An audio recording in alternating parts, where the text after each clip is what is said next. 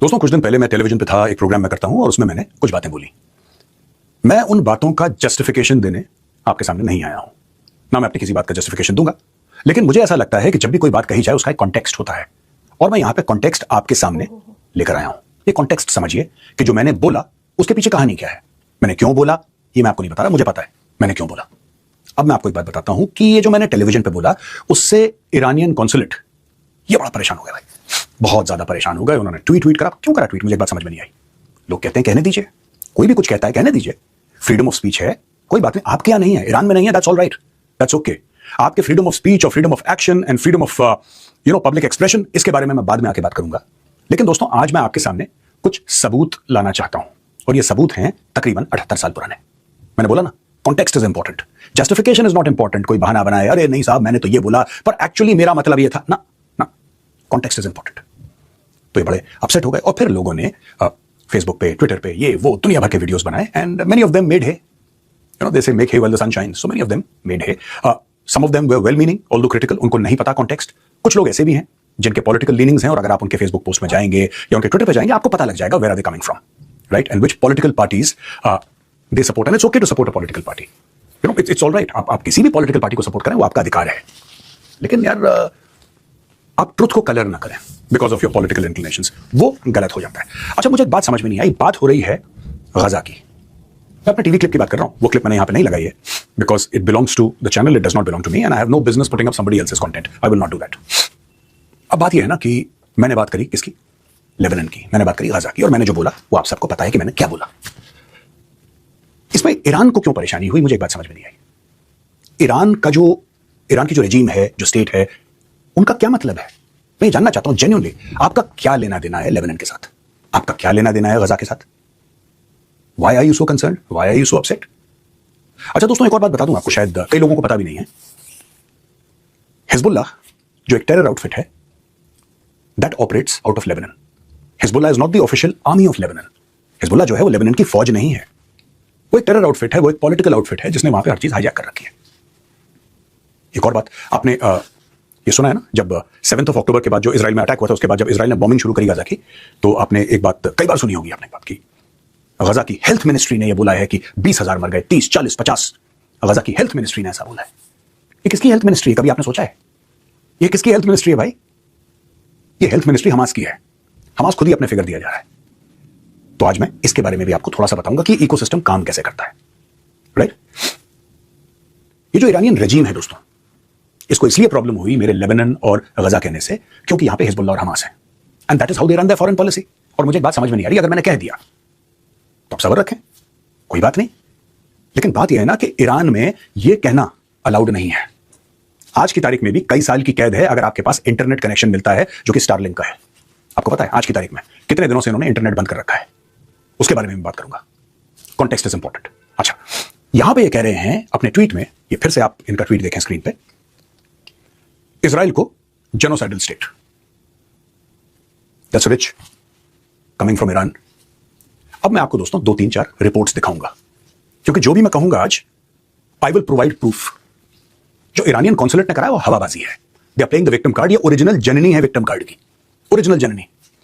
इन्होंने 35,000 से ज्यादा, they killed more than 35,000 of their own citizens पिछले 3 महीने में। ये 28 तारीख को लड़ाई शुरू हुई फरवरी में इसी साल, राइट। उसके पहले की बात कर रहा हूं, इन्होंने सर्दियों के टाइम अपने 35,000 बंदे खत्म कर दिए, उड़ा दिए, they wipe them out. Why? Because they were peacefully protesting. हां, कहीं 1-2 जगह आगजनी हुई, पथराव हुआ, वो अलग चीज है।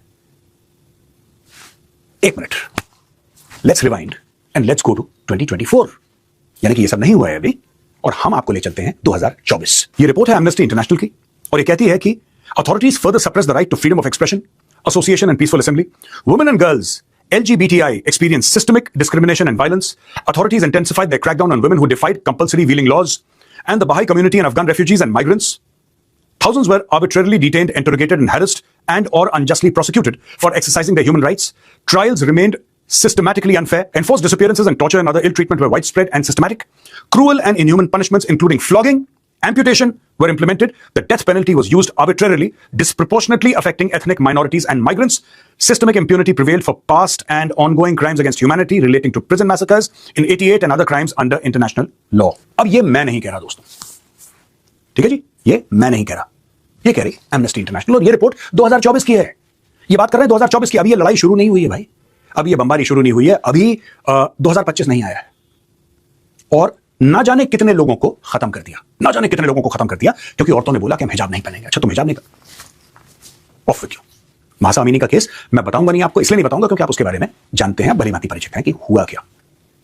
ये जो रजीम है अपने कॉन्सुलेट से बैठ के ये करवा रही है ना, जो सरतन से जुदा वाला मामला, मैं तुमसे डरता नहीं हूं, ठीक है, और तुमसे अच्छे अच्छे और देखे हैं मैंने, मैं तुमसे बिल्कुल भी नहीं डरता, ठीक है। अब दोस्तों एक और बात मैं आपके सामने लाना चाहता हूं। Iranian authorities in 2025 carried out executions on a scale unseen since the late 80s, carried out mass killings in response to protests across the country, conducted mass and arbitrary arrests, and ratcheted up repression under the guise of national security. The deadly crackdown on the protests that erupted in late December escalated sharply in early 2026 as security forces carried out mass killing of protesters and bystanders, with the death toll rising to the thousands. Human Rights Watch found evidence of a coordinated escalation in the authorities' use of unlawful and lethal force since January 8th, including of protesters and bystanders killed or injured by gunshot wounds to their heads and torsos. Authorities committed massacres amid a nationwide internet shutdown and telecommunication restrictions they imposed to conceal the true scale of the atrocities. The year 2025 was characterized by widespread and systemic violations of right to life, including through the application of the death penalty. By the end of December, Iran's authorities had executed over 2,000 people, according to the Abdul Rahman Boramand Center for Human Rights in Iran, the highest number of known executions since the late 1980s.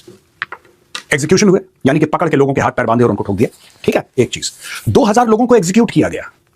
जो 35,000 protesters मारे गए वो अलग है, वो तो सड़क पर प्रोटेस्ट कर रहे थे, तो आपने मशीन गन चला दी, आपने ये सब करा, वो एक अलग बात है। लेकिन जिन लोगों को अरेस्ट किया, जिनको जेल में डाला अरेस्ट करके कि तुम रेजिम के खिलाफ तुम कैसे बोल सकते हो, तो बिल्कुल गलत है, उनमें से 2,000 का कत्ल कर दिया गया, 2,000 को मार दिया।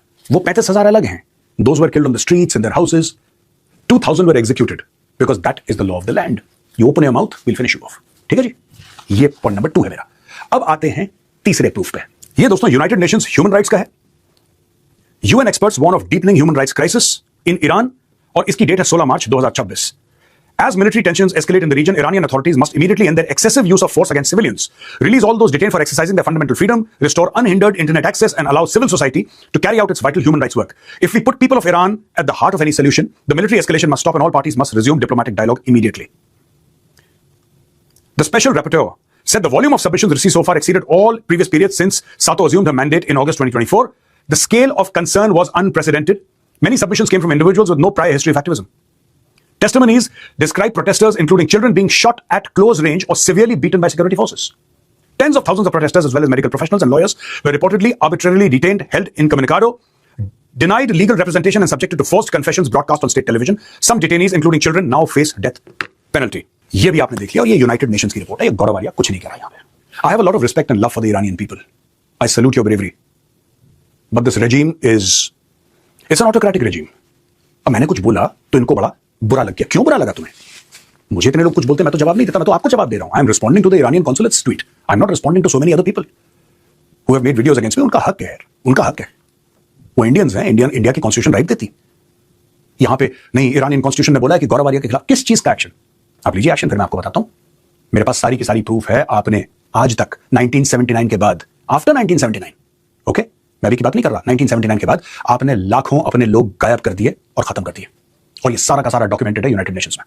सिर्फ वेबसाइट पे जाना है, देखना है, पोल पत्री सब खुल जाएगी। ये विक्टिम कार्ड प्ले मत करिए, ठीक है। आपके मुल्क में जंग छिड़ी है और यहां पे आप मेरे साथ ट्विटर खेल रहे हैं। चलिए, आप ये कहते हैं कि आप फिलिस्तीनियों के अधिकार के लिए लड़ रहे हैं, you are fighting for the rights of Palestinians, और इस मामले में मैं बिल्कुल डिटेल में बाद में आऊंगा। लेकिन मैं सिर्फ एक बात कहना चाहता हूं यार, आपने जो अमेरिका को 10 पॉइंट दिए थे, जो आपने पूरे 10 पॉइंट्स मेंशन करे हैं, उसमें तो यार एक में भी वर्ड पैलेस्टीनियन मेंशन नहीं है, पैलेस्टीन का पी नहीं है। क्यों ऐसा? आपकी तो पूरी लड़ाई पैलेस्टीन के लिए है, पैलेस्टीन के लिए जान दे देंगे और पैलेस्टीन के लिए तलवार उठा लेंगे और दुनिया से लड़ लेंगे। आपके जितने भी 10 पॉइंट्स, उसमें मैं आऊंगा पॉइंट बाय पॉइंट। लेबनान का नाम है उसमें, पैलेस्टीन का नहीं है। अब मैं आपको दोस्तों बताता हूं कि ये चूरन क्यों दिया है इरानियन रेजिम ने, आपके सामने एक्सपोज करता हूं, ठीक है। कारण यह है कि गाजा अब इनके लिए यूजफुल नहीं रहा, क्योंकि इजरायलियों ने हमास को लगभग निपटा दिया। थोड़े बहुत हैं, लगभग निपटा दिया, लेकिन हिजबुल्लाह भी है। तो इन्होंने उसमें नाम लिख दिया लेबनान का कि लेबनान में भी सीज फायर। आप ये भी कहते हैं गाजा में सीज फायर, क्योंकि जब ये बात चल रही है 2 बार इजरायलियों ने बॉम्ब कराया गाजा के अंदर, और जब इजरायलियों ने गजा में भी अभी हाल फिलहाल में 10-15 दिन के बीच में बॉम्ब कराया है, तो आपको क्या गजा का नाम नहीं डालना चाहिए था? आप तो बहुत वोकल है, गजा में ये हो रहा है, गजा में ये हो रहा है, बोलिए ना, क्यों नहीं बोलते? वही चीज है, रात गई बात गई।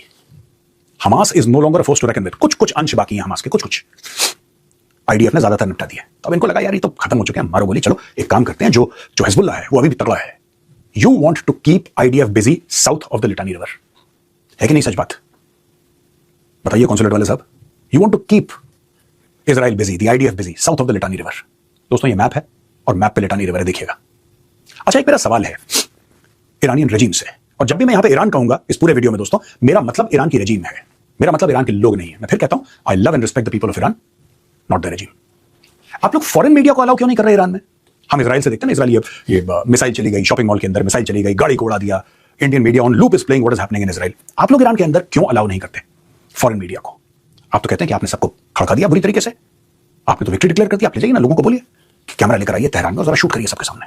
You should ask people to come, ask people to come with their cameras. You took 4-5 random people to the Strait of Hormuz because you wanted to use that as propaganda. आपको प्रोपेगेंडा के तहत use करना था। Tehran में क्यों नहीं है foreign media? Tehran में बीबीसी और अल जजीरा और ये सब क्यों नहीं है? वहां पे सीएनएन क्यों नहीं है? इनके बड़े बड़े ऑफिसेज होने चाहिए, आप दिखाइए ना इनको। क्यों नहीं हमें मिलता है ईरान के वीडियोस? जो भी कुछ मिलते हैं या तो इजरायली देते हैं या अमेरिकन, आप लोग क्यों नहीं बना के दे रहे?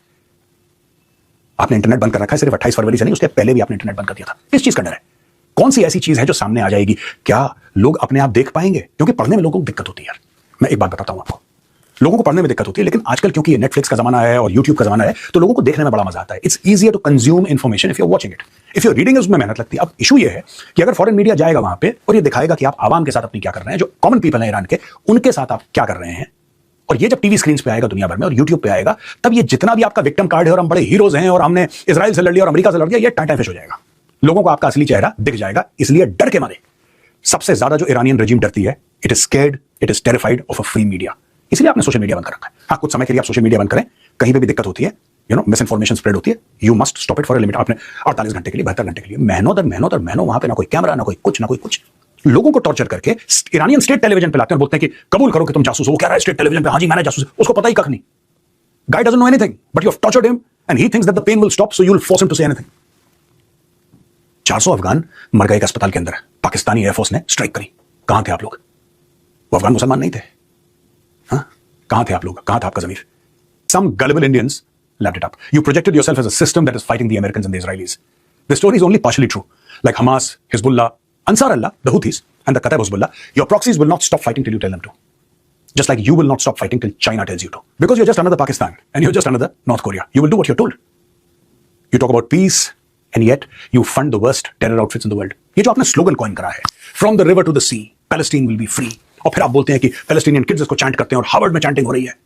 इसका मतलब क्या है? From the river to the sea, इसका अर्थ क्या है? ये क्या है from the river to the सी?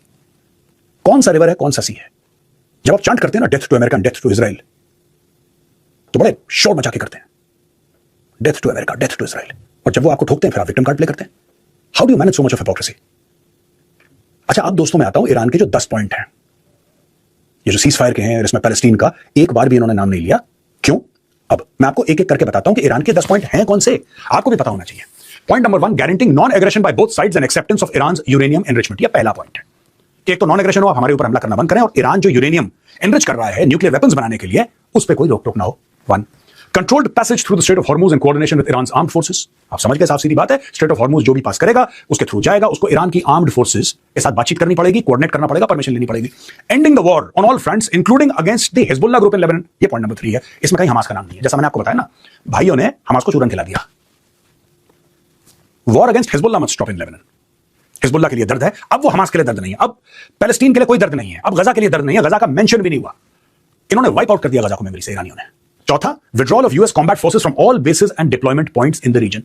ठीक है, यूएस के जितने भी बेस हैं, कतर में है अल उदैद, या फिर आपके सऊदी अरब में है, आपके बहरीन में है, आपके ओमान में है, यूएई में है, ब्ला ब्ला, कुवैत, शुवैत, दुनिया भर सबसे हटाओ। Termination of all resolutions of the UN security council and the board of governors. तो जितने भी आपने यूएन के रेजोल्यूशंस हैं ईरान के खिलाफ, उनको टर्मिनेट करिए। उसके बाद establishment of a secure transit protocol in the strait of Hormuz guaranteeing Iranian dominance under agreed terms. फिर स्ट्रेट ऑफ हॉर्मुज यानी कि पैसे की बात, full payment of damages to Iran according to estimates. आप ईरान को पैसा देंगे। Removal of all primary and secondary sanctions against Iran. जो भी आपने ईरान के ऊपर सैंक्शंस लगाए हैं, प्राइमरी या सेकेंडरी, आप उन सब को हटा देंगे ईरान के ऊपर से। Release of all blocked Iranian properties and assets abroad. जो भी ईरान की प्रॉपर्टी है, एसेट्स हैं, जो आपने ब्लॉक कर दिए, आपने सब कुछ उसको घेराबंदी एक किस्म से कर दिया, आप उसको रिलीज कर देंगे। Approval of these conditions through binding UN security council resolution, thereby making them binding under international law। नहीं, गोबर आर्या तुझसे कोई ये पूछे कि तुम लोग जो है इजरायली के पैरों में क्यों गिर गए, क्यों तुमने कह दिया इसराइल को कि भाई तू हमारा फादरलैंड है, हम तेरे मदरलैंड है, तुम दोनों ने आपस में शादी करनी है तो घर को जाओ ना, कहीं उसको लेके जहन्नुम रसीद हो जाओ ना, वो भी लानती तुम भी लानती, क्या क्या जोड़ी है तुम दोनों की।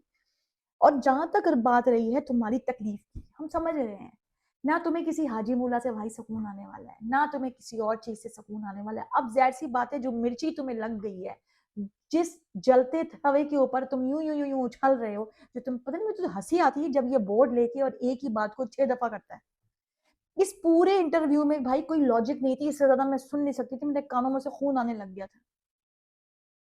तुझे प्रॉब्लम क्या है, तू ये बता, तेरे को दर्द क्या है भाई साहब, क्या दर्द है? शक्ल का रंग चेक करो भाई, रंग उड़ गया, पीला हो गया, जर्दी हो गया, ये जल जल के कितना जलेगा यार।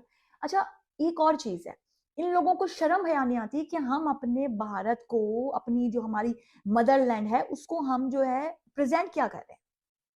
ठीक है, तू बहुत बड़ा एंकर बनता है चोर कहीं का, और बातें हैं पाकिस्तान, तो ये पाकिस्तान, तू पाकिस्तान में समझ नहीं आती, तेरे को प्रॉब्लम क्या है। आज तक मेरे को इसके किसी इंटरव्यू समझ नहीं आई कि 10 कॉपी लेके लेबनान में भी हमला हुआ है तो फलाना।